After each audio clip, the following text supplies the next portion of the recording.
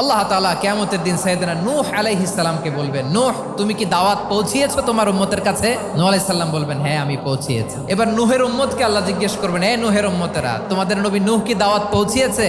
নূহের উম্মত বলবে, না আল্লাহ, কোনো দাওয়াতও আমরা পাই নাই, আপনারাও চিনি নাই, জান্নাতও চিনি নাই, জাহান্নামও চিনি নাই। নূহ আলাইহিস সালাম বিপদে পড়ে যাবেন। তখন আল্লাহ বলবেন, নূহ তোমার পক্ষে কোনো সাক্ষী আছে? নূহ আলাইহিস সালাম বলবেন, আছে। কে?